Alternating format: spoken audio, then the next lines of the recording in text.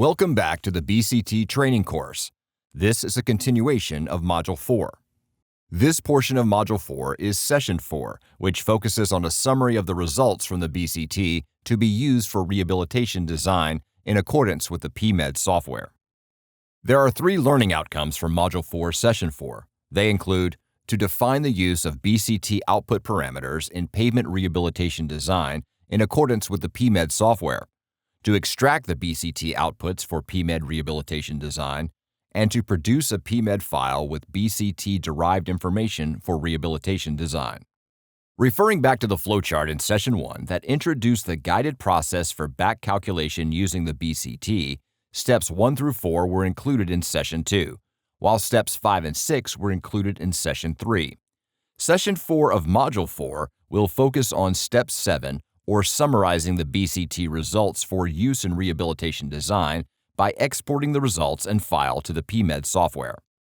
Within this session of Module 4, we will overview the export of BcT results to a pavement ME design file.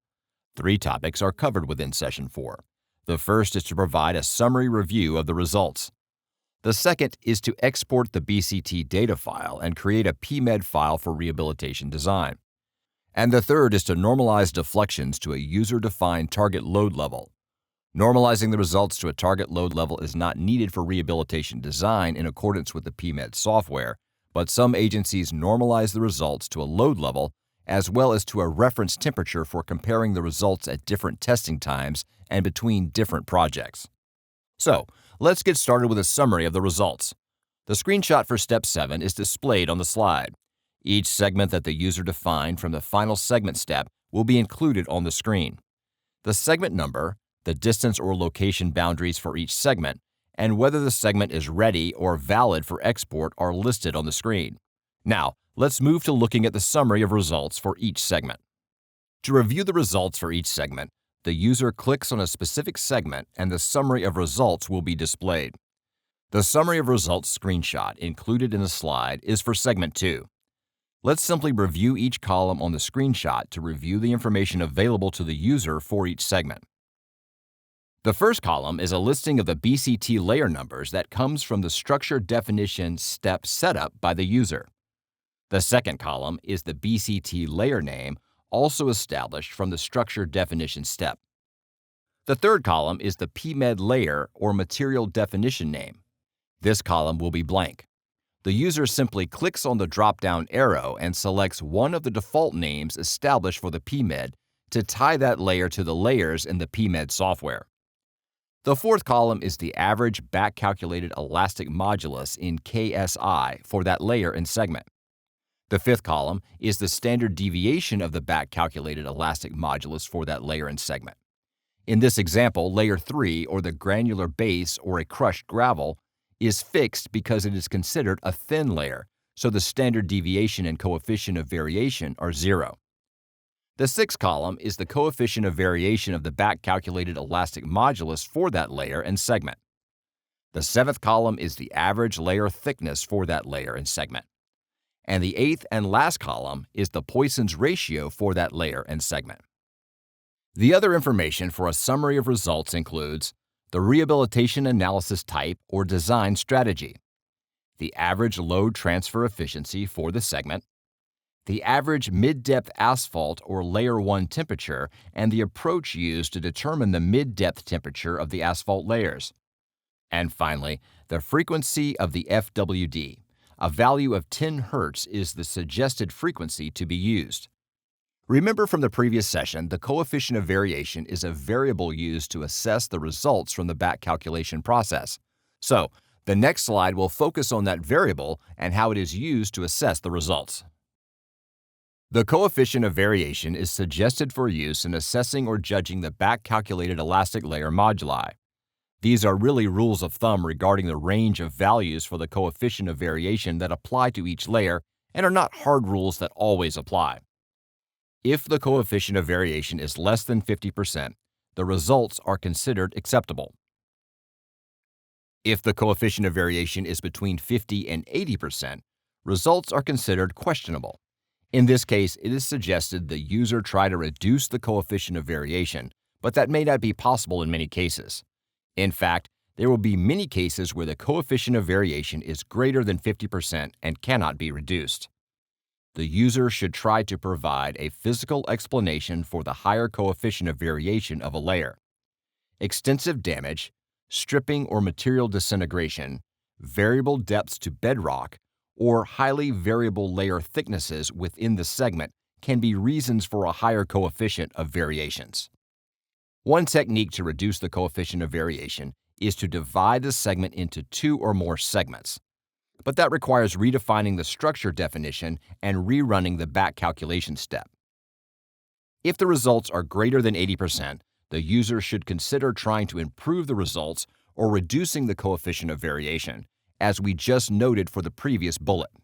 However, there can be layers where the coefficient of variation will simply be in excess of 80%. One example is an asphalt overlay over fractured PCC. The fractured PCC layer will likely exhibit much higher coefficient of variations because the elastic layer modulus of the fractured PCC layer depends on where the cracks are located under the FWD, which are not usually visible to the FWD operator. Stripping or severe moisture damage in asphalt layers beneath the wearing surface can be another example of increased coefficient of variation because that damage or material disintegration is not visible to the FWD operator. Again, these are simply rules of thumb that the user should consider in assessing the back-calculated elastic layer modulus values. There will be cases where the coefficient of variations will be high or greater than 80% because of real or actual variability in a specific layer and site conditions. Let's continue with the example for segment 1 of 2 from the previous slide to assess the back-calculated elastic layer modulus results. The coefficient of variation is lower than 0.5 for all layers except for the fractured PCC layer. The cracks in the PCC fractured layer can be a physical reason for the high coefficient of variation of that layer, so the results are considered good and acceptable for all layers. Note that layer 3 is considered a thin layer, so a fixed elastic modulus of 65 ksi and the last layer is a weathered bedrock layer that are defined by the user, and the elastic modulus is not back calculated. The standard deviation and coefficient of variation for the thin, crushed gravel and bedrock layers are 0. So now let's review segment 2 of 2 to assess the back calculated elastic layer modulus results. The coefficient of variation is now above 0.5 for all layers except for the asphalt surface. The cracks in the PCC fractured layer can be a physical reason for the high coefficient of variation of that layer. The coefficient of variations for the upper or weathered subgrade layer is 0.55 and 0.61 for lower subgrade layer.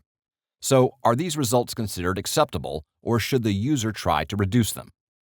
A physical reason for the increased coefficient of variation is the site or subsurface condition that includes deeper layers of limestone outcroppings in localized areas within this segment. An option for the user to consider is to reduce the coefficient of variation by assuming bedrock within this segment and have the BcT calculate the layer thickness of the subgrade layer and elastic layer modulus of the subgrade layer. This may or may not improve or reduce the coefficient of variation. This becomes a decision of the user for rehabilitation design. Note, layer 3 is considered a thin layer, so a fixed elastic modulus of 65 ksi was assumed by the user and the elastic modulus was not back calculated. The standard deviation and coefficient of variation for the thin crushed gravel are 0. Now let's move our attention or focus on exporting the BcT data for use by the user and creating a PMED file for rehabilitation design. Now that the results have been reviewed and accepted, let's move our attention or focus on exporting the BcT data for use by the user and creating a PMED file for rehabilitation design. At the bottom of the summary of results screen, there are 3 feature boxes or actions: Export to ME Design, Export BcT Data, and Normalized Deflection Data. The Normalized Deflection Data feature will be discussed later or near the end of this session. Both the Export to ME Design and Export BcT Data will be explained in the following slides. We'll start with the second one, or Export BcT Data. The BcT includes a feature of the user exporting the BcT data file for external use in creating reports and other documents. The user simply clicks on the Export BcT data to create a separate file that can be used externally by the user to create reports and other visual observations with the data. After the user clicks on the Export BcT data, a zipped file is created, as shown in the slide. Excel files are included in the zip file for each segment. If a user defined one segment, then one Excel file is created. But if a user defined 5 segments, then 5 Excel files will be created within that zipped file. The information included in this slide is a screenshot of the back-calculated moduli, which is a summary of the EverCalc results. The user can prepare reports or other documents for external purposes. Rows 1 through 5 summarize the project and segment information which come from the FWD file and/or BcT file when data is entered manually by the user. The first column is the station or distance information within the segment. The next column is the load measured by the FWD load cell. The next 5 columns include the back-calculated elastic layer modulus for each test location and drop height or target load. The next column is a depth to a bedrock or stiff layer. This column is not included when a bedrock or a stiff layer is not included in the structure definition. The last column is the root mean squared error for that location and target load level. This summary file makes it easy for the user to compare the results by drop height or target load level when multiple drop heights are used in the deflection testing program. Compare the results for different temperatures along the project, as well as compare the moduli for different areas within the same segment. Now let's move our attention to the other feature near the bottom of the Summary of Results screen, which is the Export to Pavement ME design. The Export to Pavement ME design is used to create a PMed rehabilitation design file directly from the BcT results. This slide lists the BcT output parameters that get exported to Pavement ME design for each segment. They include PMed material type for each layer, the average layer thickness for the BcT layer within a segment, the average back-calculated elastic modulus for each layer within a segment, Poisson's ratio for each layer within a segment, the analysis type or the rehabilitation design strategy for the segment, the average load transfer efficiency of the transverse cracks or joints, the average mid-depth temperature of the asphalt layers for the segment. If 2 asphalt layers are included in the simulation or structure definition, then the mid-depth temperature is provided for each layer. The frequency of the FWD load. The default value is 10 Hz, but the user can change that default if needed. The other important observations to make from this slide is there are many other inputs needed for the PMed software: traffic, climate, depth to water table, other material or layer properties, and many others. These other inputs not included in the BcT-generated PMed rehabilitation file need to be entered by the user before the design can be completed. The other material input for rehabilitation level 1 is the C factor, or the ratio between the laboratory-derived resilient modulus and back-calculated elastic layer modulus. The user needs to enter this value for each unbound layer that was included in the back calculation process. In addition, if like layers are combined based on the 5-layer maximum limit, the user can still add other layers to the rehabilitation design, but all of the inputs need to be determined for any other layer added to the structure. This slide simply repeats the same information included on the previous slide, but identifies where it comes from on the Summary of Results screen. PMed material type for each layer, the average layer thickness for the BcT layer within a segment, the average back-calculated elastic modulus for each layer within a segment, Poisson's ratio for each layer within a segment, the analysis type or the rehabilitation design strategy for the segment, the average load transfer efficiency of the transverse cracks or joints, the average mid-depth temperature of the asphalt layers for the segment. If 2 asphalt layers are included in the simulation or structure definition, then the mid-depth temperature is provided for each layer. The frequency of the FWD load. The default value is 10 Hz, but the user can change that default if needed. Remember, there are many other inputs needed for the PMed software: traffic, climate, depth to water table, other material or layer properties, and many others. These need to be entered by the user before the rehabilitation design can be executed. The user simply clicks on the Export to ME design to create a PMED file. After the user clicks on the Export to ME design button, a zipped file is created, as shown in the slide. PMED Rehabilitation Level 1 files are included in the zip file for each segment established by the user. If a user defined one segment, then one PMED file is created. But if a user defined 5 segments, then 5 PMED files will be created within that zipped file. This is a screenshot of the PMED software for one of the unbound layers, the subgrade using Rehabilitation Input Level 1, where the elastic layer moduli are based on the back-calculated values. The user needs to change the resilient modulus input level to 3 to enter the C factor. The 32,000 psi for the subgrade layer is populated from the BcT results, as well as for the other pavement layers.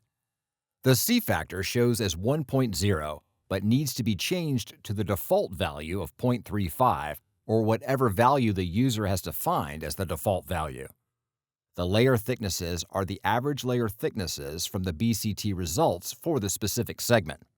Remember, there are many other inputs needed for the PMED software: traffic, climate, depth to water table, other material or layer properties, and many others. These need to be entered by the user before the rehabilitation design can be executed. The last topic discussed under this session is the normalized deflection to a user-defined target load level. This normalized deflection file is used by the user for external purposes. The final feature of the BcT is used by the user to normalize the deflection data to a constant target load. Some agencies require or report the results to a constant drop or target load so they can be compared between different locations. The BcT adjusts the deflections to that constant target load. All the user does is click on the Normalized Deflection Data button, and a deflection file is created for each segment that adjusts the deflection data to that target load level, so the user defines the specific target load to be used. The information included in this slide is a screenshot of the adjusted deflection file to a constant target load entered by the user. Chapter 4 of the BcT User or Help Manual explains the procedure and post-processing module to normalize the measured deflections to that target load. Column A is the station location or distance along the segment. Column B is the target load, so it is always constant as established by the user. Column C through column K are adjusted deflections for the 9 sensors used in this example. This concludes with an overview of the summary of results and export to pavement ME design, or Step 7 of the guided process. The next portion of Session 4 is a demonstration of the BcT software in real time to simply review all steps and operations of the program and decisions to be made by the user. Before we open and use the BcT software, the FWD deflection and layer thickness files need to be in a location for later reference by the user. We're not reviewing or covering the file structure in the demonstration. If the user has issues or problems with the FWD deflection and layer thickness files, they are encouraged to contact the PMED and BcT help desk for assistance. The contact information will be included at the end of Module 5. The video will continue with opening the BcT software. The next portion of Session 4 is a demonstration of the back calculation tool software in real time to simply review all steps and operations of the program and present some of the decisions to be made by the user. Before we open and use the back calculation software, the FWD deflection and layer thickness files need to be in a location for later reference by the user. We are not reviewing or covering the file structure in the demonstration. If the user has issues or problems with the FWD deflection and layer thickness files, they are encouraged to contact the Pavement ME help desk for assistance. Before we start the first demonstration, some reminders about the back calculation tool and back calculation of elastic layer module using elastic layer theory. Remember, the back calculation tool is not a magical tool so that you hit one button and you are done with the results. Remember the back calculation rules or suggestions and our structure simulation rules that we presented earlier in the workshop. There are 8 items listed on this slide. The first is layer thickness should increase with depth below the surface in general. There should be no thin layers, and remember the definition of thin layers that we gave earlier in the workshop. And we should always combine like layers, at least at the beginning of the back calculation process. Do not back calculate basin types 1 and basin types 3, because those will result in very large root mean squared errors. Root mean squared errors should always be as low as possible, but definitely less than 5%. And the coefficient of variation of the elastic layer modulus values along a specific segment should be less than 50% or 0.5 if at all possible. We also want to try to remove any compensating errors, and we always check for reasonableness of the results at the end of the back calculation process. So with that, the video will continue with opening the BcT software for our first demonstration.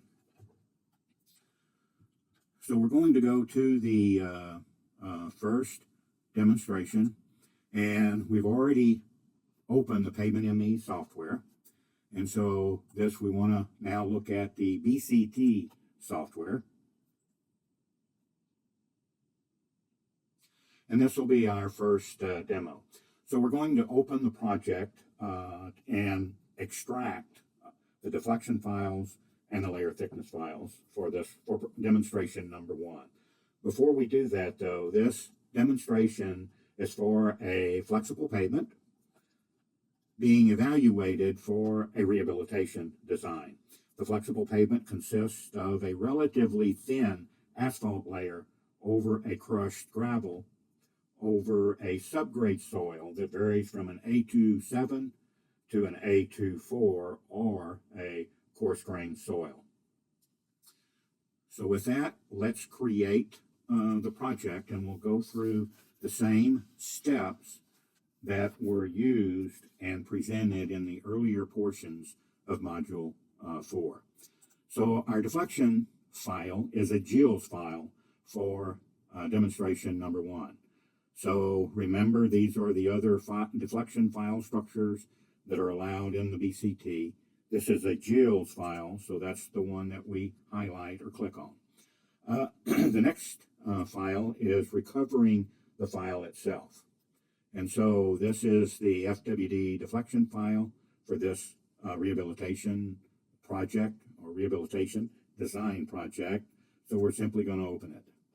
Next is our layer thickness file. And we're going to now open this one.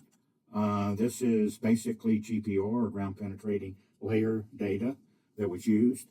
The layer thickness file can also be composed of borings or any other layer thickness information that was used to establish the pavement structure.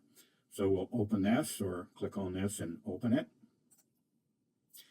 And then we simply create the project from our known FWD file and our layer thickness file. For the program to operate, you do not need a layer thickness file. If you do not have a layer thickness file, then you'll have to manually create the layer structure before we start the back calculation process. Since we do have a layer thickness file, the layer thicknesses will automatically be exported from the file to the BcT for establishing the layer structure. So we created a project. We're now going to simply go through the different screens. As we went through the screens in the earlier portions of Module 4. This is the FWD data. You can see that we have 2 validation errors. In most cases, when you start the program, you will have these 2 validation errors that can be easily removed. So the first validation error is you can see that we do not have the sensor spacing that were directly in the FWD file, which is common for some of the GEOS file structures. A lot of the other deflection file structure, the sensor locations are automatically recorded or included in the deflection files. When that is the case, this table will be automatically populated with the location of the sensors, and we will not see one of the validation errors. So since the sensor locations are not included, we're going to simply import them. And this is the sensor spacing file that has been previously created for the joules that was used along this project. So we simply highlight it, open it, and you can see now that the sensor locations have been populated, excuse me, populated in the file. And you can see now we only have one validation error. And I'll get to the other validation error, this validation error, in just a second. So what's been imported, we have a plate radius of 6 inches. And now you can see the pavement temperature, the deflection data file. It did not have pavement temperature, or does not include pavement temperature. It does include air temperature and surface temperature. In general, it's always good practice when pavement temperature is unavailable.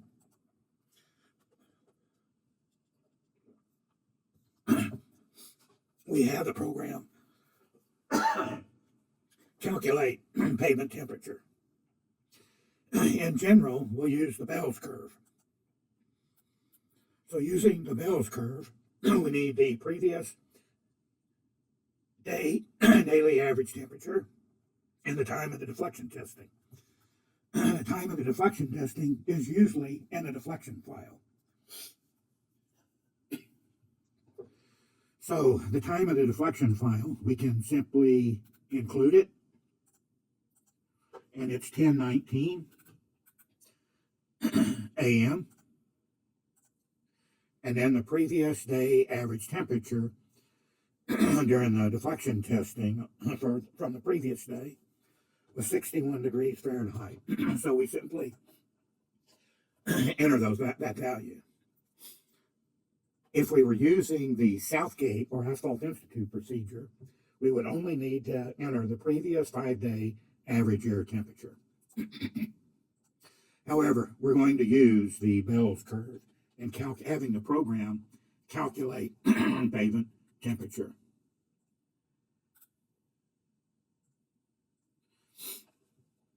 The next part of this screen is the station and drops. Here's our test point, our station distance, the lane designation, the test type designation, air temperature, surface temperature, pavement temperature, longitude and latitude. We don't have elevation, was not recorded. Date was not recorded, but the time is.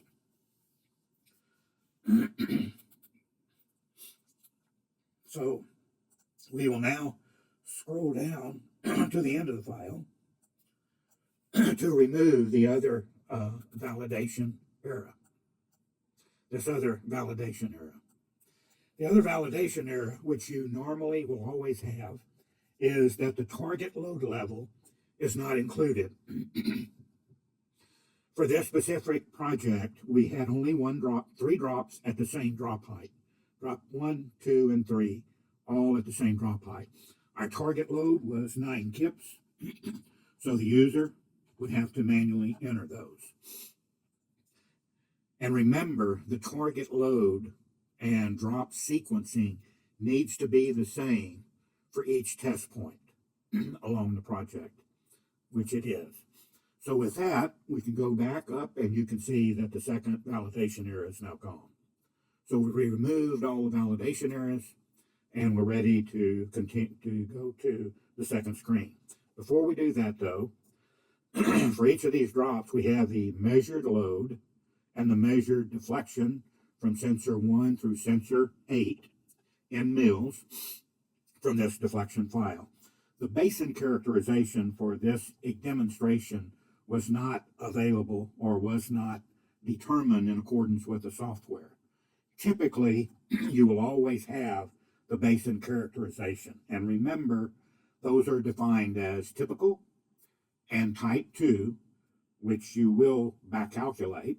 The basin characterization type 1 and 3 will be flagged. They'll be listed in the file structure, but they will not be used or should not be used in the back calculation process. So now let's go to the sensor segmentation sensors, or the selection of the sensors for segmentation. So we have our target loads, or the different drop heights and target load levels.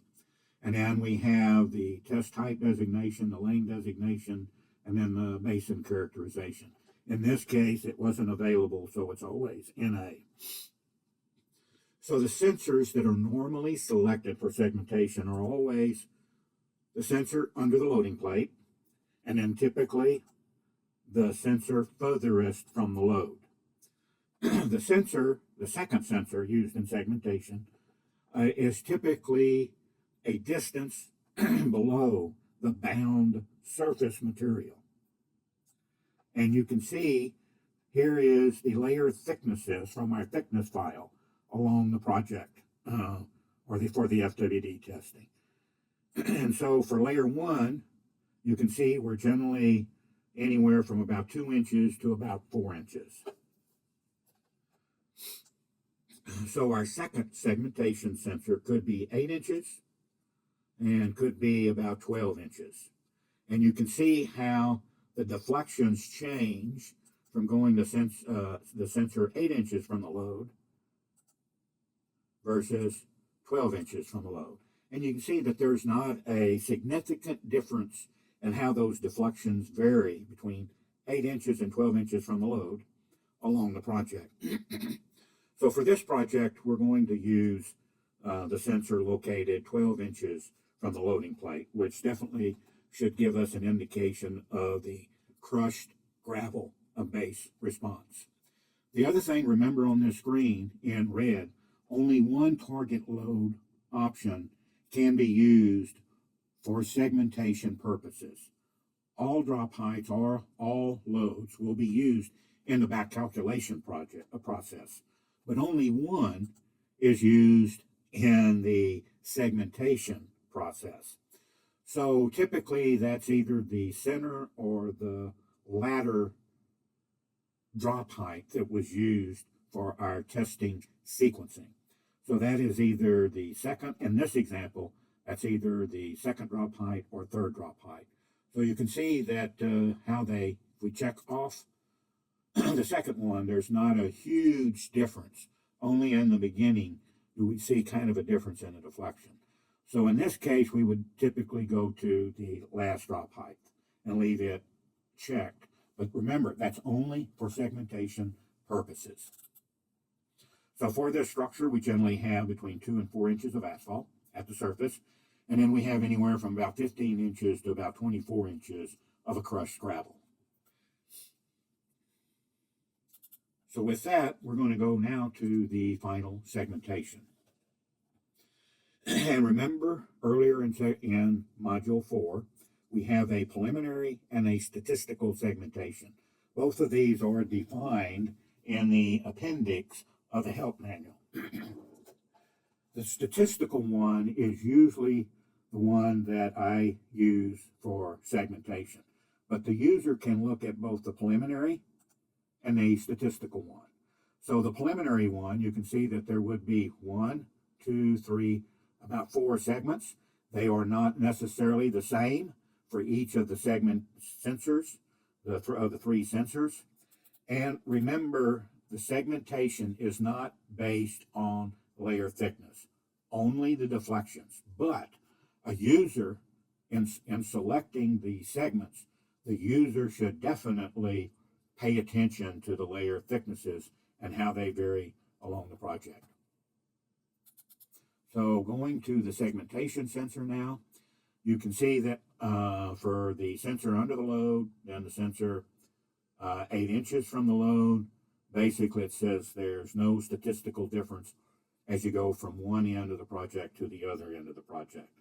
For the subgrade, there appears to be 3 different segments. So for this, we're going to basically set then around 3 segments. The user does not have to base the segment limits based on the locations identified by the software. In this case, we're going to move the segment to the lower, to the difference just before about 4.5, before we get to 4.5 distance based on the 4.5, I think it's based on mileage along the project. And you can see that the base layer does vary, as well as the asphalt layer may be thicker in this area, which would be, with the lower deflections, that would make sense. And then we'll see, do we use a segmentation in the earlier parts of the project itself? This says we should use maybe, or it's recommended, suggested that there is a statistical change. And so we're going to go ahead and simply select it just past 2.0. Again, the user basically defines the limits of the segments. Either the preliminary or the statistical segmentation suggestions by the program is simply information for the user. And the user should consider those in establishing the limits of the segments. Also, a user may have information on the physical features of the project location. Physical features may be where there is a hilly area, or before and after we cross a river or stream or bridge. There's different information the user should consider in establishing the limits for the segmentation. So now the number of layers, the layer thickness file, from our layer thickness file, there's 3 layers, and that's what we're going to start with. There's the asphalt layer, AC. The second layer was a crushed gravel, which would be a granular base. And then we have our subgrade, which is a coarse-grained soil. So that's what we're going to start with. We're going to come back to this later in the demonstration, because even though it's not identified by ground-penetrating radar data, there is information from borings, and there is a bedrock or hard layer beneath the surface along this project. But we're going to start with only 3 layers, because these are the layers from the thickness layer file. So after we've entered the different types of materials for the 3 layers, we're now going to proceed to our structure definition screen. And so we're going to, initially, these are going to be all white, or there will not be a color. We're going to start, first of all, with segment 1. You can see our limits for segment 1. So we're going to first click on and establish now our structure for segment 1 that we established. And you can see the AC is about the average 3.17 inches. Poisson's ratio, that's the default value. What the program uses standard values or default values for the minimum modulus of the asphalt, maximum modulus of the asphalt, and then the seed modulus or the beginning layer modulus on the iteration, and whether it's fixed. So this is the asphalt. We go down to our granular base or our crushed gravel. It's about 19 inches, Poisson's ratio 0.4, and then the minimum modulus, maximum modulus, and our starting value, or the seed, mean seed modulus, and then our coarse grain subgrade. There's a 0 here in the thickness because this is the last layer, and in the back calculation tool, 0 means infinity. And Poisson's ratio, the minimum modulus, maximum modulus, and then the seed modulus. However, if you remember earlier in Module 4, if you start with the default minimum, default maximum modulus, we're likely to hit the boundary conditions many different times. So it's generally recommended that we significantly lower the minimum modulus for asphalt, going down to like 50 KSI or 50,000 PSI, which is very, very low. We're going to leave the maximum modulus of 6,000 KSI or 6 million PSI. And then we're going to do the minimum modulus down to 5 KSI. And we're going to up the maximum to 200 KSI. And then for the subgrade, we're going to do exactly the same thing. The minimum 5 KSI, the maximum we'll use 100 KSI for the subgrade. We'll leave the mean seed modulus as they are. And so we'll then apply this. And now we'll move to our second segment. And we'll repeat the same thing. So the layer thicknesses, Poisson's ratio, we're going to reduce the minimum value from 400 KSI to 50 KSI. We'll leave the maximum at 6,000 KSI. The minimum modulus, we're going to go down to 5 KSI. Maximum, we're going to increase it to 200 KSI. The subgrade, we're going to reduce it to 5 KSI, increase the maximum to 100 KSI. And we'll leave the mean seed modulus the same. So then we will apply. And now we'll move on to segment number 3 and repeat the same process. So lower the minimum modulus of the asphalt to 50 KSI, lower the minimum modulus of the granule base to 5 KSI, lower the minimum modulus for our subgrade coarse grain soil to 5 KSI. We'll increase the base modulus maximum value to 200 KSI and increase the subgrade or coarse grain soil maximum modulus to 100 KSI. And then we'll apply. So that should be done, and now we'll move on to the back calculation screen. If we go back to the structure definition, you can see they're all green. So the back calculation screen initially comes up, the sensor location, and they're all checked because we want to use them all in the back calculation process. If we had a negative sensor, that sensor location would not be checked. And if it was checked, it should be unchecked.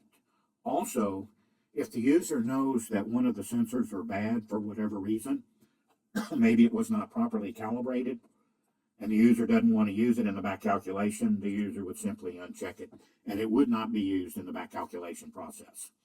So in general, and typically, you should all use as many of the sensors that you have measured, as long as there was no reason to exclude them.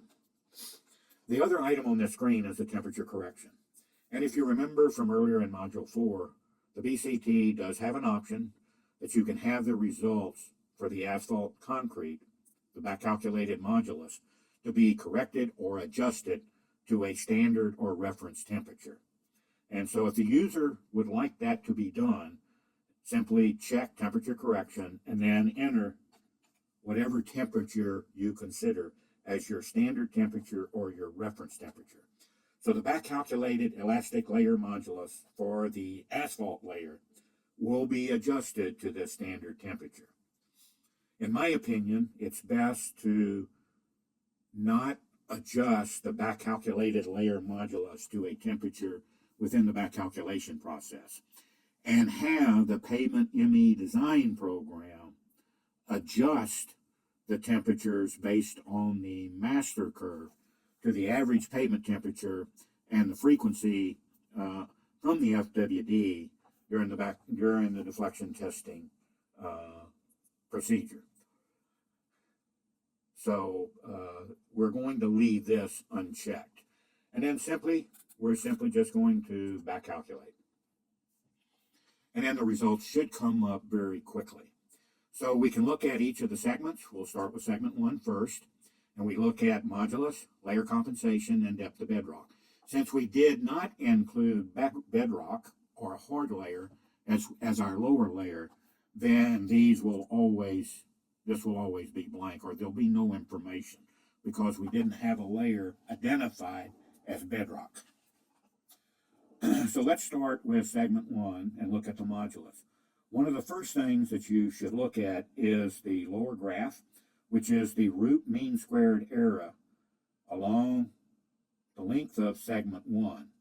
If you remember, we want to keep these below about 5%. And you can see they're basically all above 5%.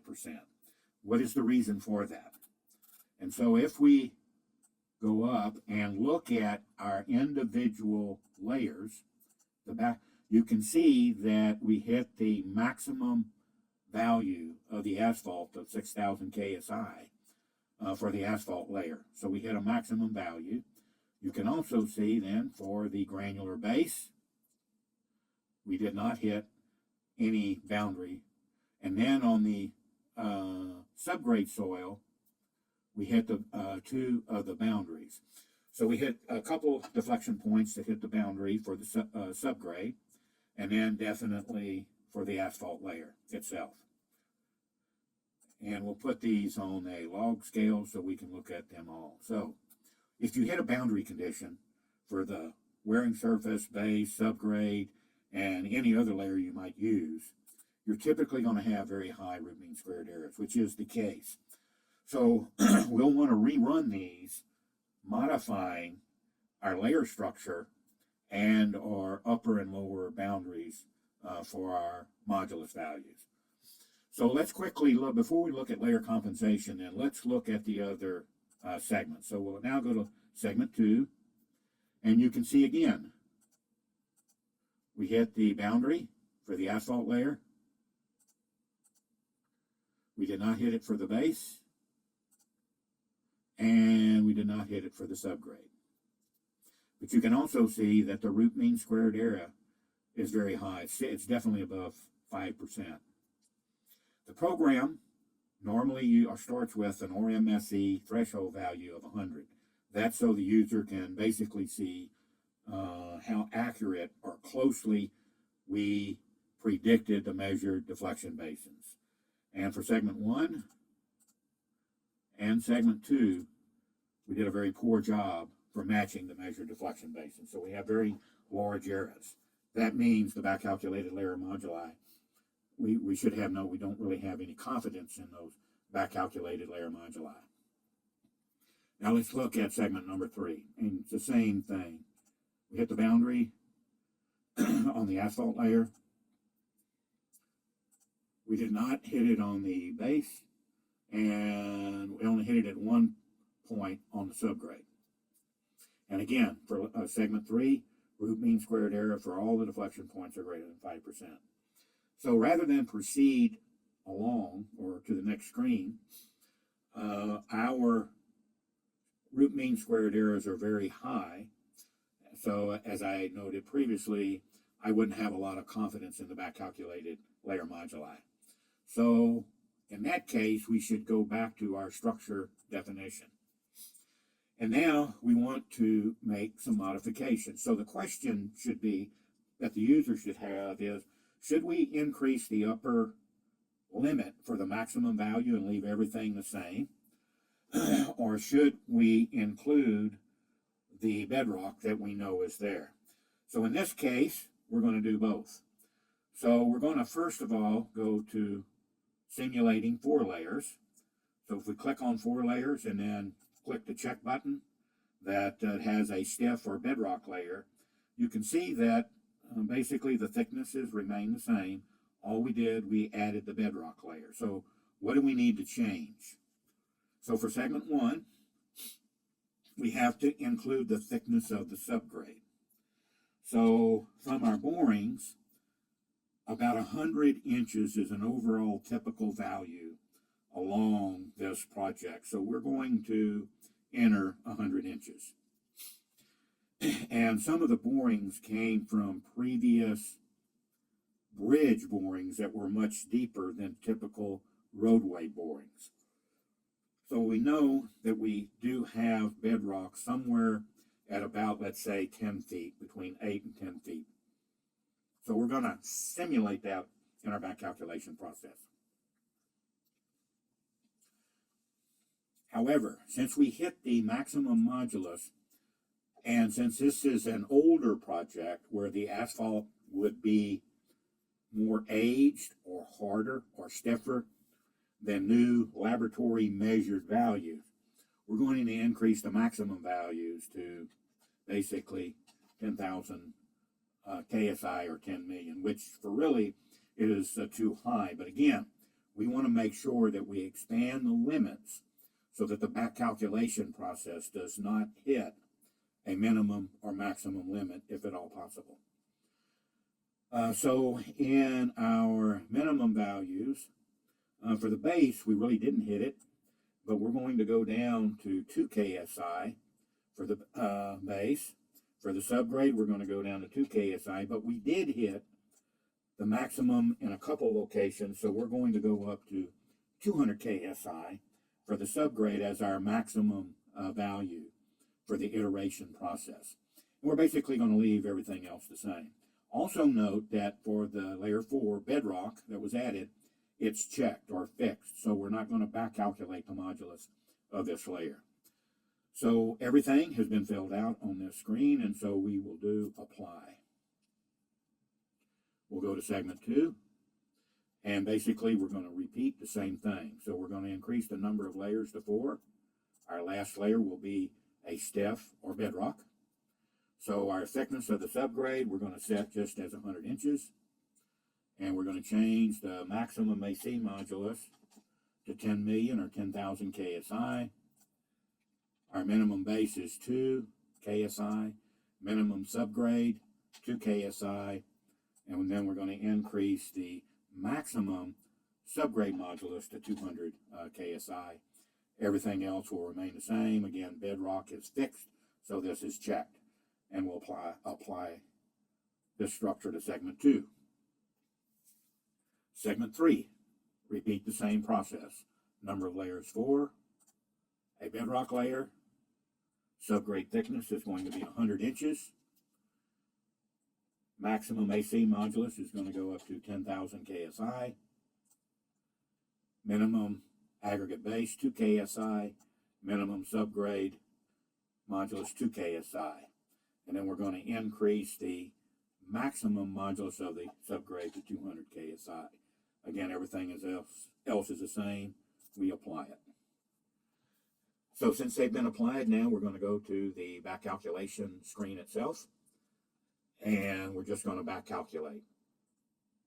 We're not going to change, do the temperature correction, and we're going to leave all. We're going to continue to use all the sensors that were used to measure deflections. So now we'll start with segment 1, and let's look at the RMSE. So you can see with segment 1, now we have only 1 point above an RMSE of 5. So it basically, by adding that rigid layer or bedrock layer, the RMSE was significantly reduced. So we did a much better job of matching the measured deflection basin with the BcT. So if we look at this now going to a log scale, you can see now the AC modulus, we didn't hit any of the limits, and in fact, they're less than the 6 million PSI that would be considered a typical value, and they're generally varying about 2 million PSI or 2 million PSI along the project location, or 200 KSI along the project location. So now let's check the granular base. We didn't hit any minimum maximum value. Subgrade, we didn't hit any minimum or maximum value. So let's change the 100. Now we're going to reduce it to 5. And that 1 deflection point now will not be used in the averaging process of our back calculated layer modulus data. That point is removed from determining the average values in segment number 1. And you can see all the RMSE values that we are using for determining the average modulus values in segment 1 are less than 5%, or 0.05. So now let's look at, first of all, the depth to the bedrock. We used 100 inches from our borings, and you can see in segment 1 it varies from about 70 to about 130. In general, about 100 inches for the subgrade is close to what we originally estimated from the borings. If we were incorrect, that doesn't make a difference because the BcT uses the subgrade thickness for each deflection point itself. and not the value that the user or that we would enter. So if we entered 120 inches, if we entered 65 inches, that would have no impact on our back calculation results. Now let's look at layer compensation. Remember some of the rules on the layer compensation. If we have a negative slope, which in this case it's positive, and or an R squared above about 0.3, then it's potential we could have a layer compensation error.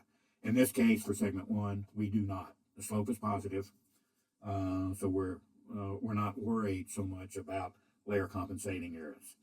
And since we had only 2 unbound layers, the upper granular base is along the x-axis, and the y-axis is the coarse grained soil. So there's only one graph. If we had 3 unbound layers, then you would have a graph comparing the modulus between the 2 adjacent unbound layers, and there would be 3 graphs for 3 unbound layers. So for the demo 1, we have only 2 unbound layers, so basically there's only one graph. So now let's move on to segment number 2. And again, segment 2, every deflection point now is less than 5%. So we can change this to 5. These didn't change. All of them are going to be used for averaging the elastic layer modulus. And now let's see if we exhibited or hit any of the minimum maximum values. And we did not. But one thing you can see, there is a general trend at the beginning of segment 2 to the end of segment 2 that the back calculated asphalt layer modulus tend to decrease going from the beginning to the end. Now let's look at the granular base. And again, we didn't hit a minimum or maximum value. The subgrade, we also did not hit our minimum or maximum value. So this now for segment 2, so far we're good to go in accepting it. Let's look at the layer compensation. And again, the slope is positive at an R squared of 0.17. So that would tend to tell us it's a very low probability for having layer compensation errors. Now let's look at the depth of bedrock. And you can see they go from about, in segment 2, the subgrade depth about 95, about to 150. The value we used was 100 as our initial thickness. But again, remember, the programmer is going to use the actual thicknesses that were calculated by the program for the subgrade. And it's not going to use the 100 inches that we used as an estimate. Now let's look at segment number 3. Going to segment number 3, let's look at the RMSEs, and you can see we have really only one value that's above 0.5%, and it's basically 5.1. That's still a relatively low RMSE. So let's see if we hit any of our minimum maximum value. For the asphalt, we did not hit a minimum maximum value. The granular base, we did not hit minimum maximum value. Subgrade, we did not hit minimum maximum value. So all of these are basically good. In this case, if this was my project, I would simply go ahead and put in 5.5, so all the deflection data would be used in averaging the back calculated elastic layer moduli for segment number 3. We'd like to be lower than 5%, but since we're at 5.1, I would still let the program use all the results for averaging the moduli in segment number 3. Again, that is the choice of the user. The user could enter 5%, and they now would all be less than that. So let's use 5.5. So all the values are used. Okay, now we've looked at the layer compensation. It's also a positive slope. So again, our potential for layer compensation errors is very low, and so we would not be worried about that. The depth of the subgrade goes from about 98 inches to about 130. We started with 100 inches, and so this would be acceptable. So with that, now let's go to the physical features. Remember, in Module 4, we have low transfer efficiency. We do not have any sensor numerator or denominator for looking at load transfer efficiency. That was not used or measured in this project. So load transfer efficiency would not be calculated.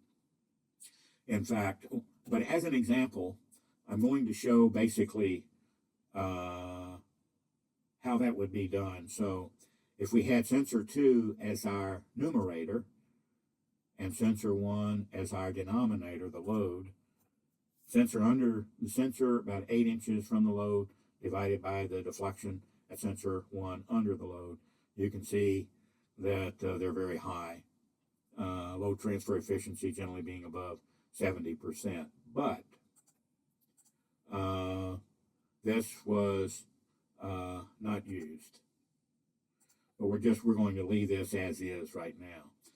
The other item is what's called the void detection, which was also explained earlier in Module 4. Remember what the void detection means. This is the intercept from deflection versus load. And as you can see, for the most part, our intercept is close to zero. But in general, they're always positive. So this could indicate that something is causing our deflections at zero load to have a positive intercept. One potential reason for that is we have all coarse-grained materials, crushed gravel over a granular type soil. And certainly crushed gravel and potentially this coarse-grained soil beneath this site would be considered stress hardening, which means that as the load levels increase and stresses increase into those unbound layers, the stiffnesses of those layers are higher, which means there would be or potentially could be a positive intercept, which this indicates. So it just may be representative, since the intercept is relatively low, that this is representative more of coarse-grained or stress-hardening materials along the site. A very important reminder to the users of the BcT regarding the void intercept, as shown and explained in this example, is that this void intercept was basically determined by one drop height, or 3 drops at the same drop height. So there is very little difference in the actual applied load. As an example, going back to the FWD data screen, the target load level that we entered was, for the 3 drop heights, the target load was all 9 kips. So the actual load level measured by the load cell varies from about 8.865 to 9.071. So that's a very small difference in the applied load in terms of plotting deflection, the measured deflection versus load level. So what that means is that basing our void intercept on a very small load difference between the 3 drop heights, we can either significantly overestimate or even underestimate the void intercept. So as a suggestion, or as a recommendation, at least 2 different drop heights or target load levels, but preferably 3, should be used to give us more confidence in what the actual void intercept is. As an example, we're going to go to another project and we'll look at what the target drop heights were. And for this other example that we're not using here, but only as an explanation of the void intercept, the drop sequence was 4 drops at 9 kips, 4 drops at 12 kips, and 4 drops at 16 kips. Thus, the load difference goes anywhere from about 16.38 to about 9.366 actual load level. That's a large difference. So in terms of the applied load versus deflection.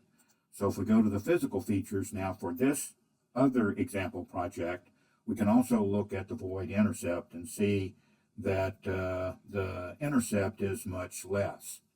But I would be more confident in this data because we have a significant difference in the target load levels or the actual applied load levels as compared to the project we're used in our demonstration, where only one drop height was used at three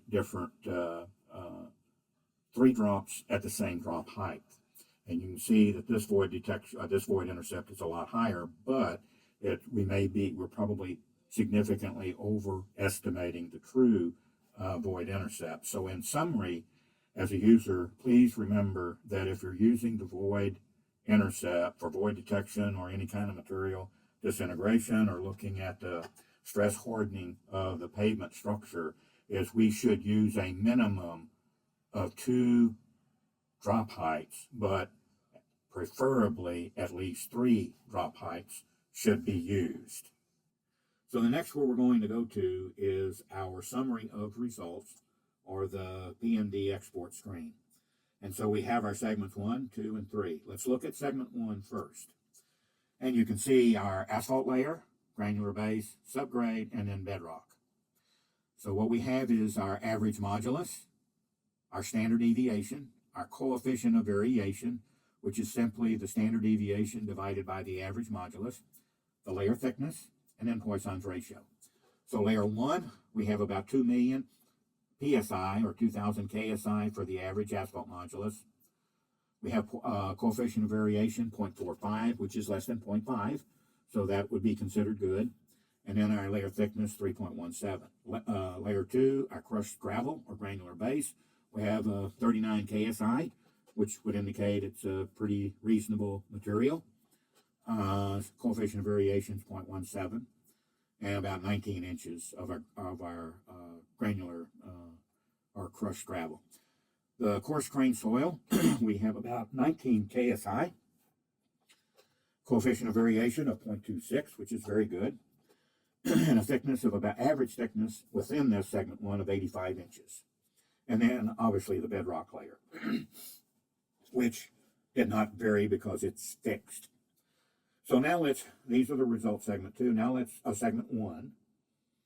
And the average LTE, which is not really an LTE because we didn't measure deflections across a transverse crack, but about 75%, which is indicated, relatively stiff layer. That's also indicated of the modulus of the average modulus of the asphalt. And here is our average temperature, pavement depth temperature for layer 1, about 65 or 64.6 degrees Fahrenheit, and a low frequency of 30 hertz.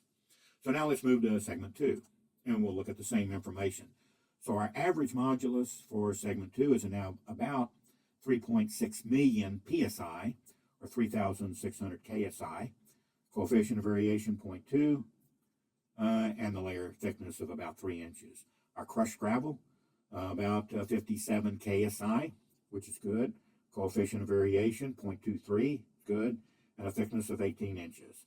Our subgrade, we have an average modulus of about 16 KSI, coefficient of variation 0.37, which is good, and a thickness of 108 inches.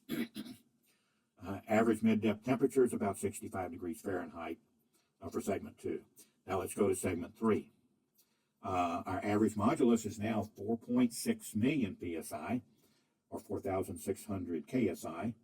Coefficient of variation 0.24, which is good, and layer thickness a little bit over 3 inches. Granular base, or crushed gravel, 48 KSI. Coefficient of variation of 0.33, and a thickness of about 21 inches. Our coarse grain soil, about 20 KSI. Coefficient of variation of 0.43, and a layer thickness of about 88 inches. Mid-depth pavement temperature is about 65 degrees Fahrenheit, specifically 65.1. So the results here are coefficient of variation for all segments, all layers are less than 0.5, and the average layer moduli seem to be relatively good or reasonable for each layer for every segment. So just quickly reviewing the modulus values, 4.6 million for the asphalt, 48 KSI or 48,000 PSI for the crushed gravel, about 20,000 PSI for the subgrade. Segment 2, about 16,000 PSI for the subgrade, 56,000 for the crushed gravel, and 3,600 PSI or KSI for the asphalt layer. Segment 1, again, 19,000 for the subgrade, 39,000 for the crushed gravel, and about 2,100 KSI for the asphalt layer. So those all seem reasonable values for a mid-depth pavement temperature about 65 degrees or so.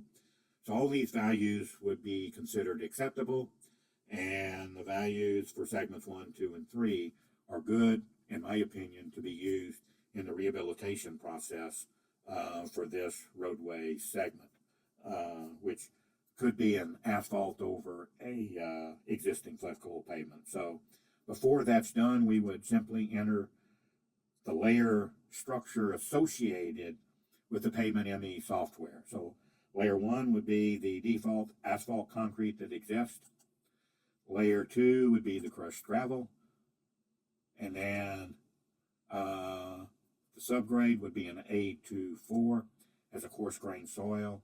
And then the bedrock would be highly fractured or massive continuous. We used highly fractured. And so we would do this for each segment, do the same for segment 2, the same for segment 3, and then all of these are ready for export to the Pavement ME design files for setting it up for a rehabilitation design. So this part for demonstration number 1 is completed, and then we'll move on to the second demonstration. We just finished the first demonstration of the back calculation tool for a relatively simple, thin asphalt pavement. The second demonstration of the back calculation tool includes a much thicker asphalt pavement that is being evaluated for a rehabilitation design. This flexible pavement is in the same region as the first demonstration, but is located along a different roadway. The flexible pavement consists of a thick asphalt layer over a crushed gravel. The subgrade soil generally consists of an A-4 or fine grained soil. Similar to demonstration number 1, relatively shallow bedrock is located along this project. So with that information, let's get started with the second demonstration. So since we already have the BcT software open, let's create the project for the second demonstration. So our deflection data file is also a GILS, as for the first demonstration.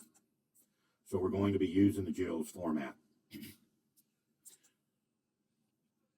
And we want to identify the FWD file for this project, and then open it or extract it to the back calculation tool. We also have a thickness file for this segment of roadway. And we're also going to use that pavement thickness file. So we're going to click on that and transfer it to the BcT. And so we're just going to create the project. So you can see that now we've created the project for our second demonstration. So now let's go through the same process as we did for the first demo and back calculating the elastic layer moduli for this segment of roadway for a flexible pavement rehabilitation design. As we did for the first demo, we're going to go through the same screenshots, starting with the FWD data. And as you can see, we have 2 validation errors, and we'll go through each one. The plate radius is 6 inches. The first validation error is that we do not have the sensor location in our FWD file. So we simply extract or transfer the sensor spacing file for the GILS into the BcT. And you can see we have the sensor spacing for sensors 1 through 8, just like for the first demo. And as you can see, we only have now one validation error. Temperature calculation. We're going to go ahead and calculate pavement temperatures, just like we did for the first demonstration. We're also going to use the Bell's curve. And so we need the previous day average air temperature. And so for this segment, or for demo 2, the average previous day average temperature was 59 degrees Fahrenheit. And you can see the time of testing here, we started at 11:06 in the morning. So the time of the deflection testing at which it started, we're going to do the 11 and 06, 11:06. The stations and drops, just like we presented in the earlier portions of Module 4, we have our test point, our station distance, the lane designation, test type designation, our air temperature, which was recorded, and our surface temperature, which was recorded along this project. Do not have pavement temperature, and that's the reason we're having it calculated through the BcT using the Bell's curve. The longitude, latitude, elevation is not recorded, date was not recorded, and then the time of deflection testing. Typically, the date of deflection testing is recorded and really should be recorded for future reference. In this case, however, it was not. So let's scroll down, in our second validation error. Remember, we have to manually enter the target load. We had 3 drop numbers in terms of our testing sequence, drop 1, 2, and 3. They all were at the same height, so the measured load level is about the same. And so our target load level is 9 kips for each drop number. And again, remember, this testing sequence needs to be the same for each of our test points. If for some reason the testing sequence changes, then the user would need to create a different file for the change in the testing sequence. But in this case, it was not. So it was three drops, all at the same height, with a target load level of about 9 kips, and the actual measured load with the FWD load cell is included. And then we have deflections measured at sensor 1 through 8, and then our basin characterization. For this demo also, the basin characterization was not included. However, in most cases, it will be included. And is an important property or important characteristic for the user to review to see what type of basin type we have. And remember, basin types 1 and basin types 2 should not be included in the back calculation process. Only typical and basin type 2 are considered or used in the back calculation process. Basin types 1 and basin types 3 are not used or should not be used. Now you can see that the validation errors are now gone. They've all been corrected. So we can move on to the segmentation sensors. And remember, the first segment or sensor to be used in the segmentation process should be the one located under the load or loading plate. And the last one should be the sensor located furthest from the loading plate in most cases. Our center, or the mid sensor segmentation or segmentation sensor, is where we try to get below the bound layer. And for this pavement structure, we have a thicker asphalt over a crushed gravel, over a fine grained soil, over bedrock. And you can see that the thicknesses do change. They go from about 8 inches to 10 to 11 inches. So in this case, the second segmentation sensor should either be 12 or 18. And as you can see, there's not a huge difference in how the deflections measured by the sensor located 12 inches versus 18 inches from the loading plate. So we'll just go with 18 inches. And again, this is only used for segmenting the project using these three sensors.